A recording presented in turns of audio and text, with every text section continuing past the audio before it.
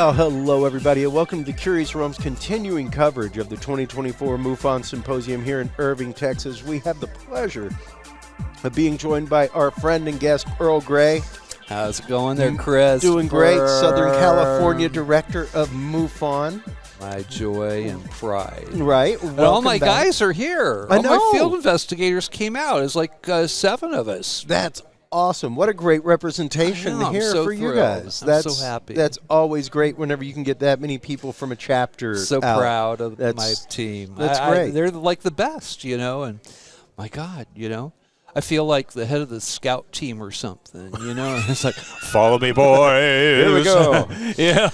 Well, now it's interesting. We had you on a few weeks ago to respond to everything coming out from Stephen Greer. Wonderful. All that kind of stuff. With Kathleen. Yeah. You just had on, my mentor. Well, and it's been interesting to see some of that throughout the community, to see some of the reverberations, even having conversations here about it. And the idea of what these kind of announcements do to communities. Yeah.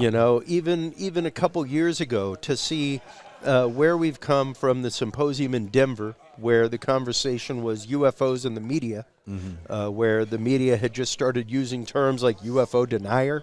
Yeah, it changed. It flipped on a dime. I know. And to see now the mission of transparency, the idea of what can we do for disclosure, what can we do for opening the doors of not only conversation, but the open the doors of political debate on the topic. Yeah.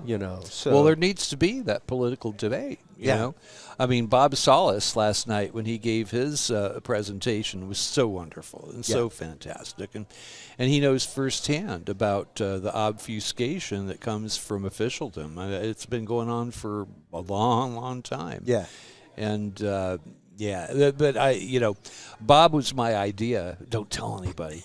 But they were looking for a keynote speaker, and it's like, well, Bob Solis, I mean, and he's a local. He comes out to my meeting out in the West Valley of Los Angeles. That's great. So, and I mean, for those who may not be aware, Robert Solis was one of those. They're present at the Malmstrom incident. Yep. Echo Flight, and what was the other? The one he was actually a part of.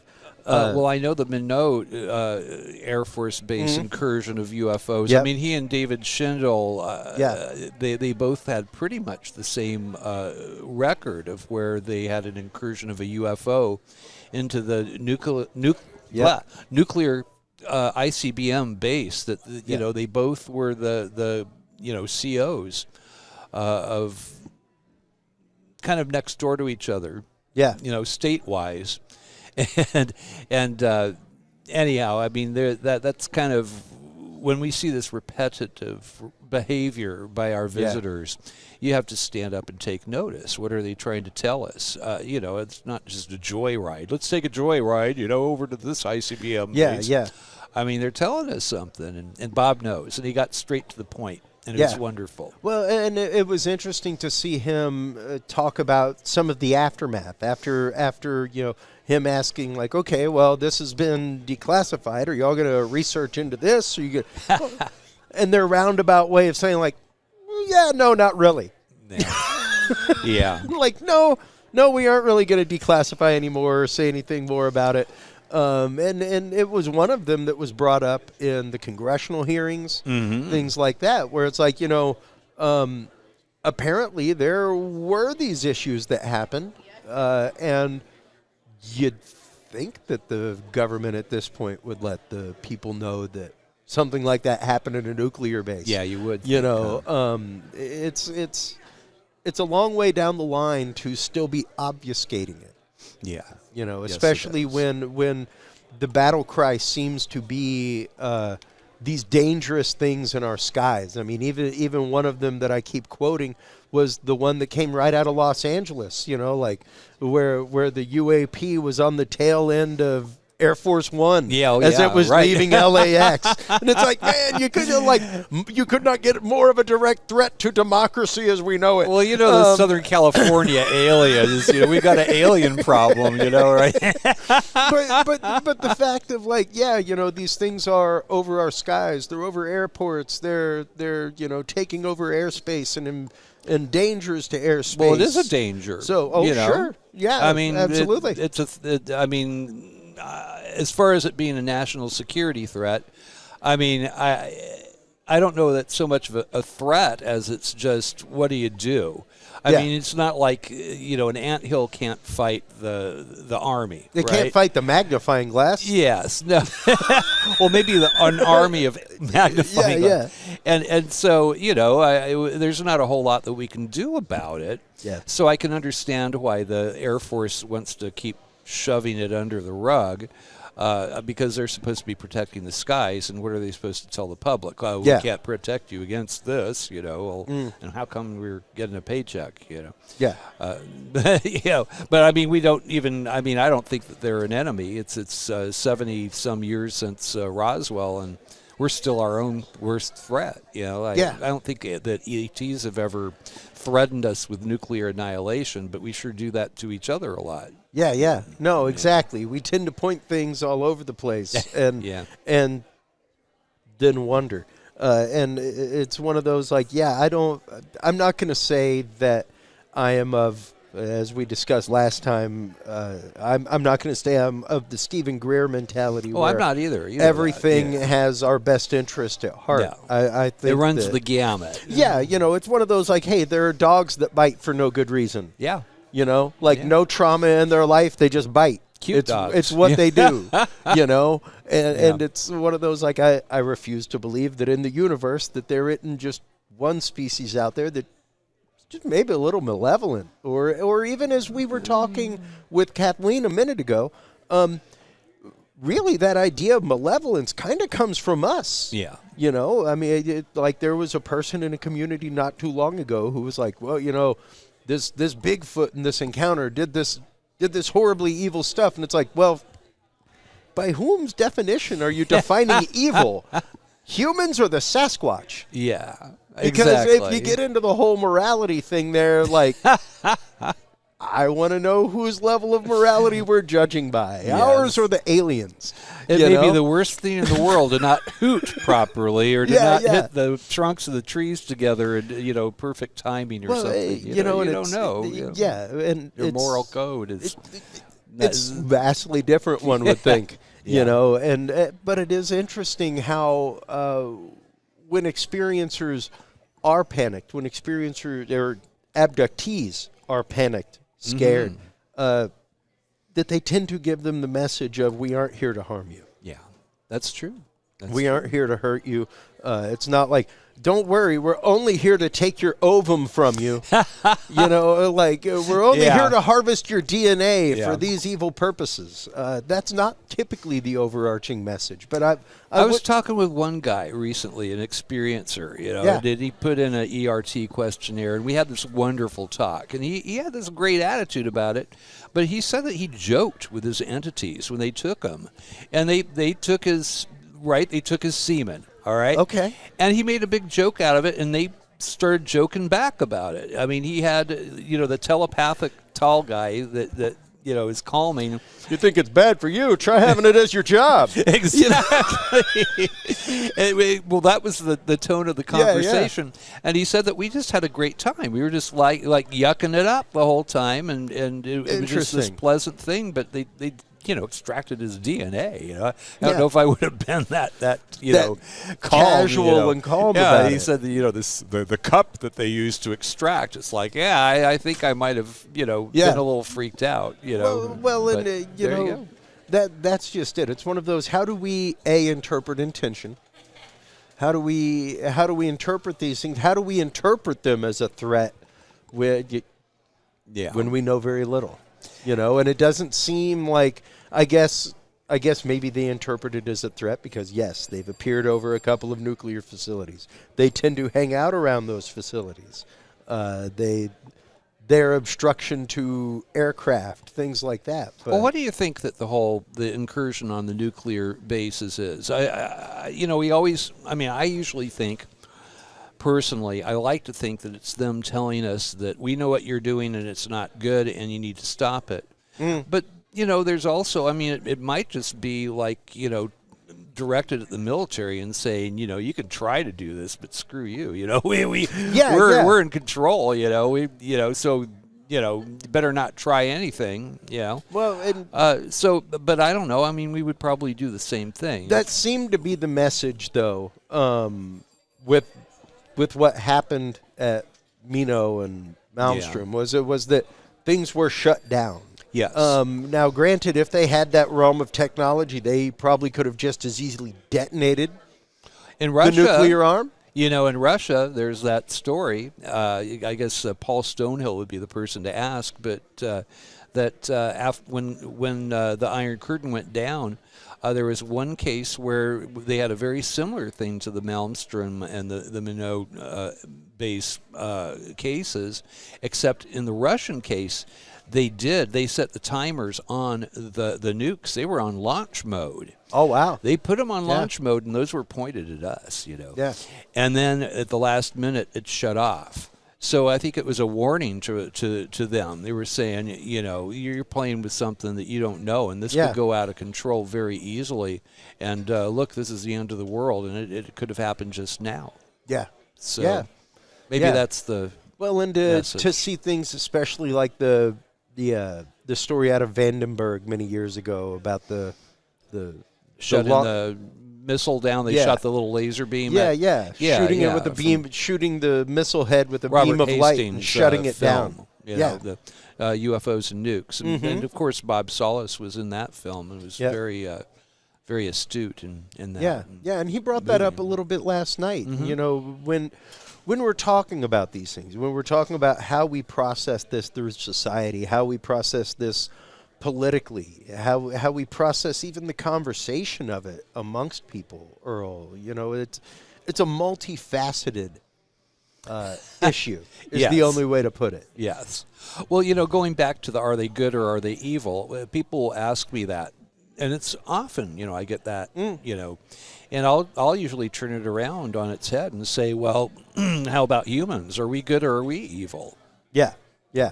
So it's, you can find something beautiful like, Van Gogh's paintings and, something as silly as the Ice Capades or, but then you can turn around and I don't want to bring up Auschwitz and stuff, but I just did, as the same race of beings, they're capable of both. And great, horrible atrocities as well as amazing beauty. Yes. And, it's interesting because that, one of my favorite guests and just people in the world is Lynn Buchanan. He was one of the people in the Stargate remote viewing program, things like that. And, I asked him one time, just privately, as we were having a meal, I was like, have you ever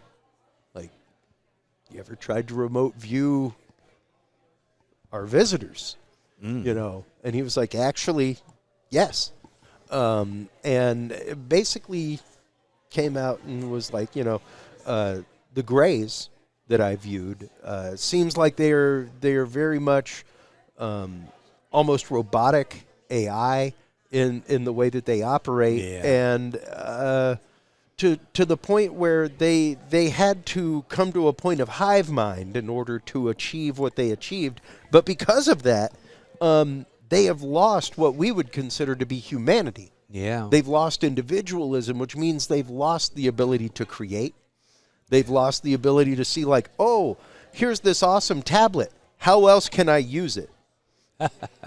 Because they have no more means of creativity or individualism. How sad, things like that. So he's like, they're basically utilizing and sharing this technology with us because of our ingenuity in the universe. In the universe, we are unique. Yes. With that kind of ingenuity, with that kind of way to see things in a different way. Telepathy. Yeah. All of these different groups of beings that we've met, the one thing that seems to be in common is they all seem to be telepathic. They don't speak with their mouths. Yep. The mouth is like the veriform appendix to them. It's just, this It's leftover.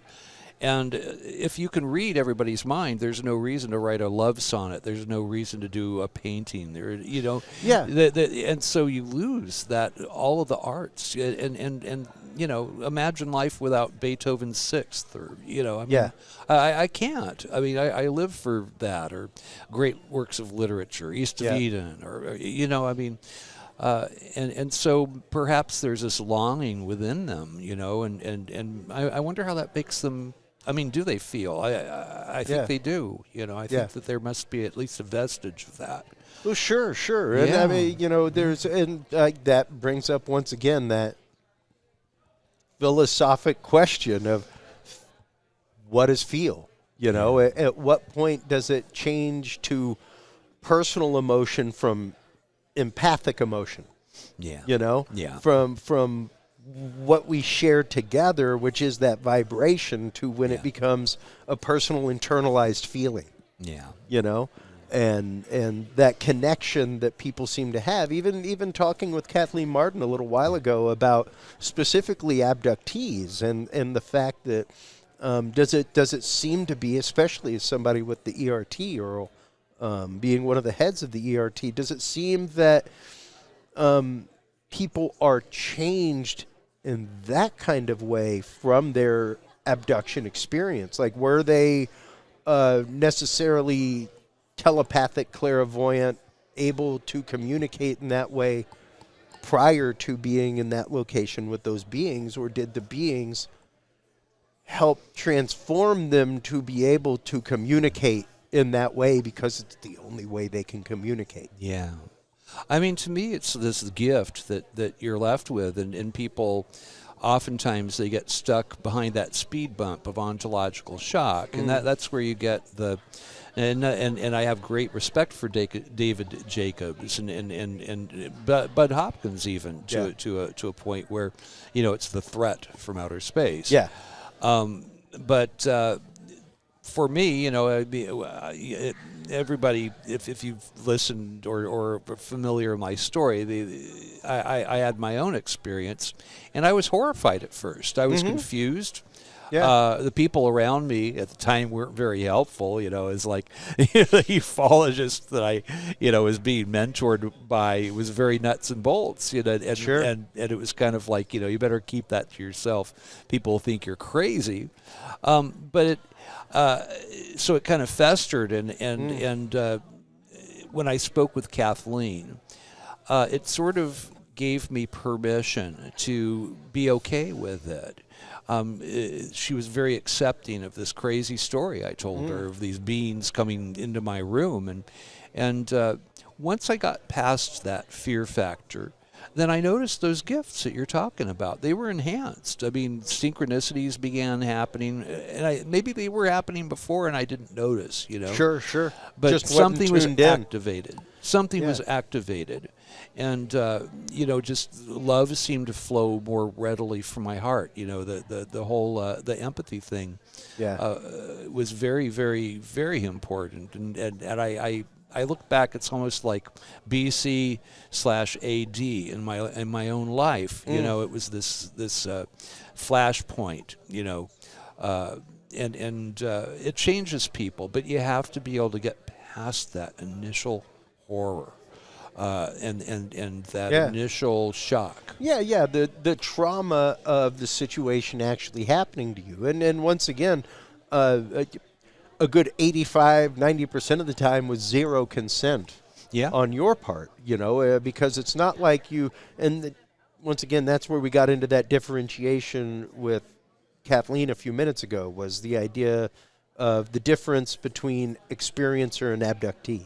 The idea that an experiencer, like, you've seen something in a field, you've seen something from afar, maybe close up, but that up-close abduction experience, the one that takes it to that next step where, like you said, you didn't invite anybody into your room. No. Well, I did, though.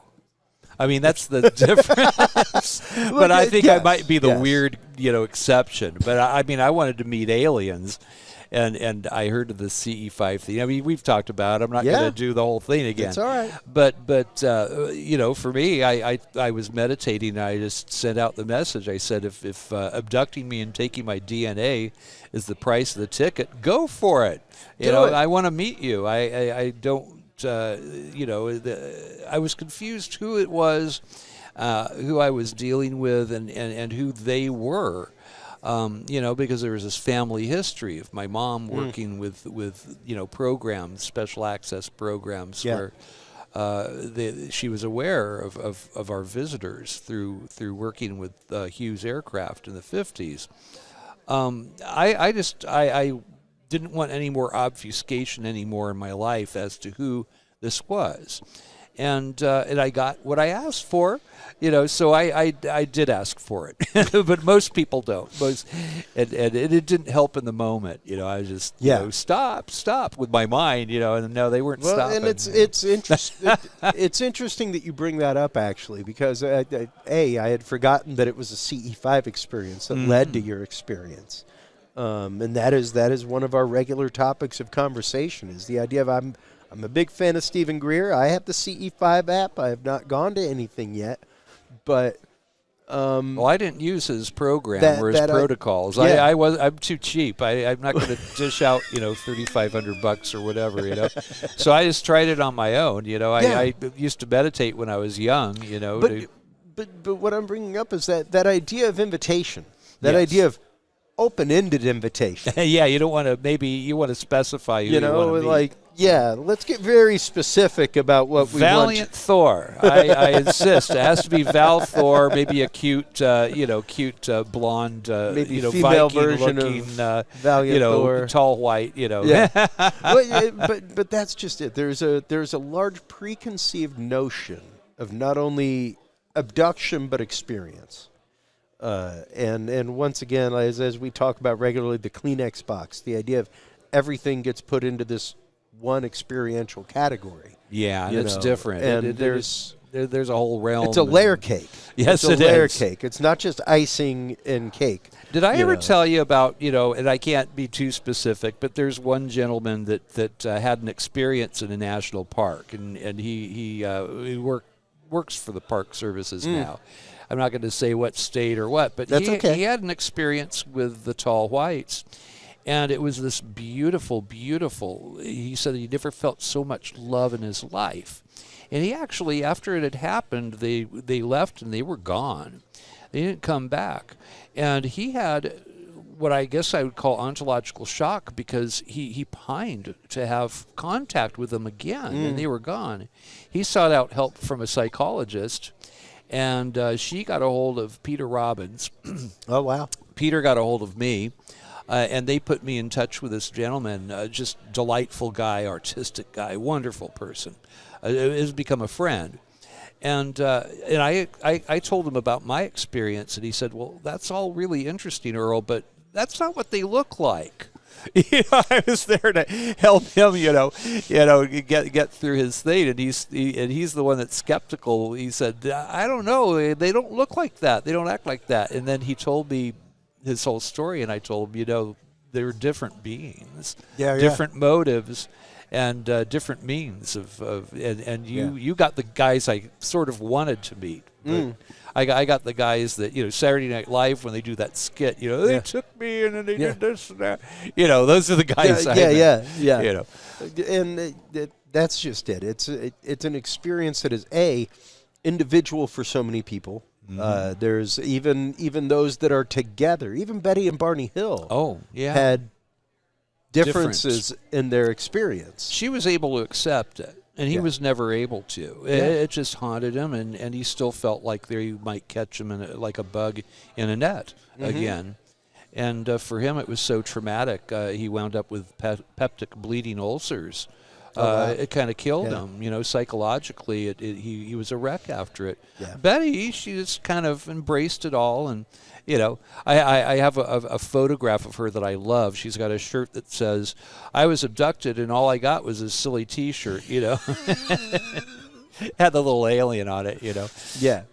Now, when it comes to MUFON, getting involved, becoming an investigator? How does somebody? What's the process, Earl? Let's say we have people right now in Southern California. They're listening. How do they get a hold of you? How do they become a member of MUFON and become an investigative member of MUFON? Go to MUFON.com. Everybody should go to MUFON.com. It's the oldest and most revered UFO investigatory group in the world. That we certainly have our copies out there, but we're the real deal. And it's when Project Blue Book closed their doors in 1969. That's when MUFON opened their doors, and we've been doing this ever since. If you go to MUFON.com and you just scroll down a little bit, and it will say "Become a Field Investigator." Click on that, and it will tell you the process. You want to get hold of the person who is your state director in your state, because we work regionally, which is wonderful. It's personalized. It's not some distant person. Yeah. You will have a mentor and somebody who will help you through the process and mentor you into becoming a field investigator. You get the Field Investigator's Manual, which my dear friend Ron Rieger helped write the original version of. Yep. They keep updating it. They update it again. Now I have to buy it again. Yeah. But the state director, I better have a updated copy. Yeah, the most updated copy. But that's the way to do it, and they'll tell you they'll tell you where to look on MUFON's website to find your local state director. All kinds of people have done it with have gotten a hold of me. I've been able to. Right now, currently, we have, I think, 13 active field investigators. Wow. Which is really good. It used to be like 4 of us, I think, That's why I have 1,000 UFO cases under my belt. Yeah. Now I just hand them over to everybody else. Right. Kind of vicariously over their shoulder. It's like, oh, that's a cool case, But that's really how you do it. You're part of a team. We'll have monthly field investigator meetings over Zoom, and share about our various cases and help each other, and it's a wonderful experience. It's a team experience. Yeah, and we've all become friends. I mean, I think that this is maybe. I hope there's more teams like mine in Southern California, but we get together and we'll have game night where we'll do board games and stuff. Oh, nice. Yeah. I mean, it devolved into Cards Against Humanity one night. It was pretty funny with that group. Too funny. Yeah, it was all these abduction related answers and stuff. But we're all really close friends. We enjoy each other's company, and we come from all manner of backgrounds. Doesn't matter. We've got the most important thing happening on planet Earth as our core value, and that's what we all work towards. And of course, MUFON's creed, our mission statement is the scientific study of UFOs for the benefit of humanity.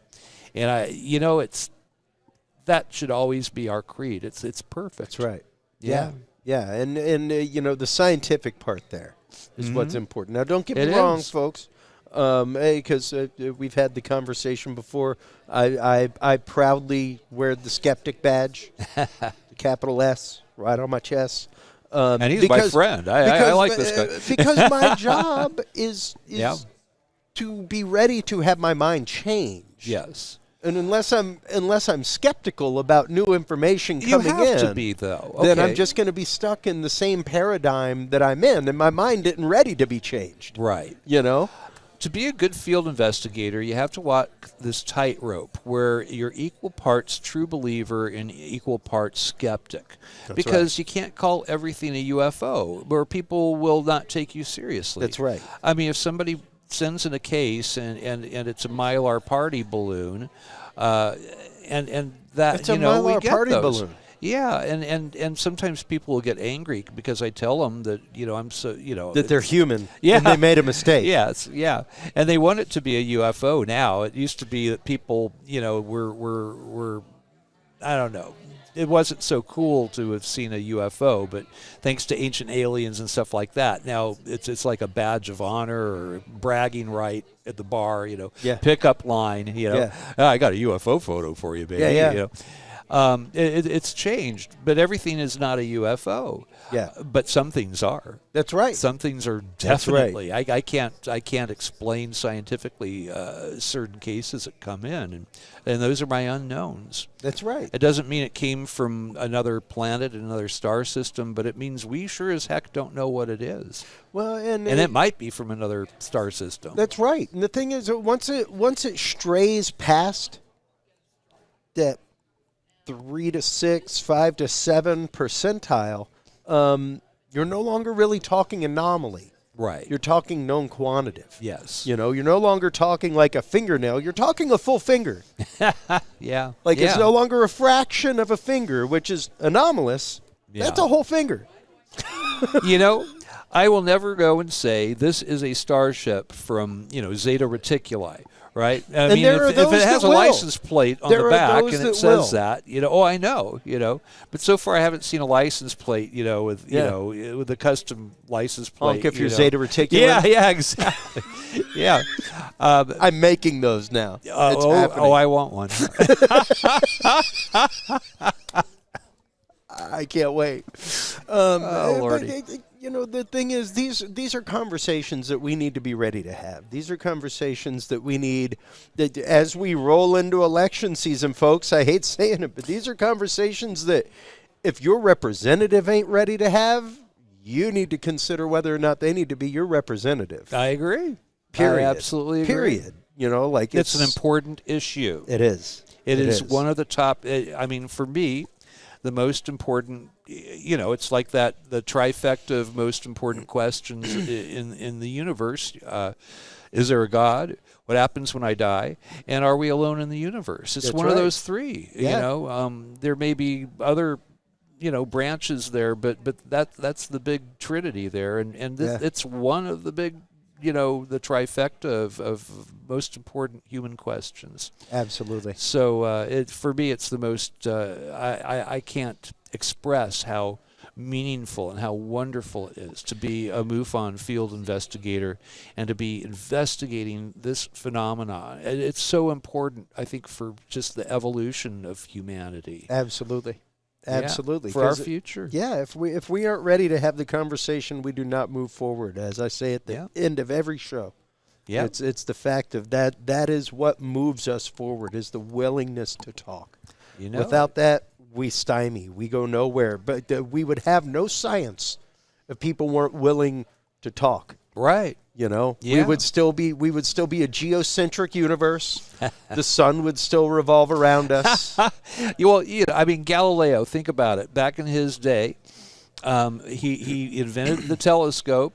He pointed it at Jupiter, and he saw 4 little satellites spinning around. Yeah. He went and made the proclamation.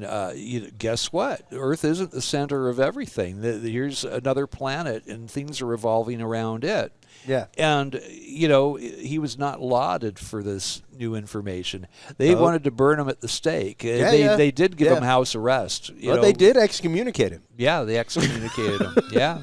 And evil Galileo. And revoked that all of about 20 years ago. That's right. I remember. Poor dude's been in purgatory for hundreds of years. Yeah. But that's just it. Like, we need more Magellans. We need more people that are like, okay, well, let's see what's beyond that horizon. We need more people like the Apollo scientists that we're going to be talking with tomorrow, where it's like, we had nothing. We had nothing. They had to not only figure out every piece of technology to make that program happen, but they had to build it. They had to come up with the material science behind it. And they had to get Stanley Kubrick and build the sets and all that. No, the cameras, the crew, and the it's lighting. difficult when the Earth is flat, to get all that equipment to, anyhow. Just kidding, Earl, I could spend all day with you, bud. Before I let you go, of course, let everybody know. Don't let me go. Let everybody know where they can go to find out more about MUFON. If they're in Southern California, where they can go to get involved with SoCal MUFON, because y'all have your own website. You just said it. All that kind of stuff. SoCalMUFON.com. It's SoCalMUFON.com. and that is all of our local stuff going on in Southern California. I'm very proud of what we do. And if you're in another region, just go to MUFON.com. But you should go there anyway. Yeah. Because that's where you can join MUFON. Although we do have like a little, join MUFON button. Yes. We put that in there. You should. And we have like a little link to, report a UFO on our own website too. And then it just takes you to MUFON.com. Totally. So we love what we're doing. We love being part of MUFON. It's the greatest, best. There is no other organization like MUFON. That people copy us, but we're the best. That's it. We're the best. Earl. Captain, my captain. Thanks as always, See my you friend. next More time, than a pleasure, Christopher. bud. While you are online checking out everything from not only Southern California MUFON at SoCalMUFON.com, but also MUFON at MUFON.com, make sure to stop on by CuriousRealm.com. That's where you can like, follow, subscribe, share, comment, all that kind of good stuff. That is also where you can get your official copy. Yes, of the you want to field, get that. The field observation and encounter log, everybody. If you are out in the field investigating the paranormal, investigating cryptids, investigating UFOs, UAPs, this right here is your pocket source to be able to put all of your data in. Everybody should have never lose one. it. Where's that camera? You guys, everybody. Oh, there you are. Well, the big lights there. Yeah. Everybody should get one of these because then you could be your own field investigator on your own. You see something weird in the sky, you write it down, you get the coordinates, the time, date, and everything. And then, but then you should report it to MUFON too. That's right. But you've got it, the physical copy. You've got there. it written down right there, ready to Yeah. go into the MUFON database on your computer. And if you're out there investigating, it's the fact of you've got all your notes right there together, especially if you're going to the same location to do investigations over and over again. Well, I'm probably going to have to get that. like 3 or 4 or 5 of them. We'll take care of you, You're gonna bud. fill up. Take care, everybody. All right. We will be right back after these messages with more live coverage here at the 2024 MUFON Symposium here curious. in Irving, Texas. We'll be right back after this. The key to good science is good research. At the heart of good research is a good data set. With the field observation and encounter log from Curious Research, you can easily keep track of your investigative information all in one place, making it easier to review cases and readily see comparisons and contrasts between them. Whether out in the woods squatching, in a back room gathering EVPs, or using high-tech gear to track UFO, UAP activity, this easy-to-carry, pocket-sized scientific data log is the perfect companion for any field researcher. You can find your copy of the Curious Research Field Observation and Encounter Log at Amazon.com or visit the official Curious Realm store at CuriousRealm.com/store to reserve your copy for yourself, your family, or a mind that you want to open. That website again is CuriousRealm.com/store.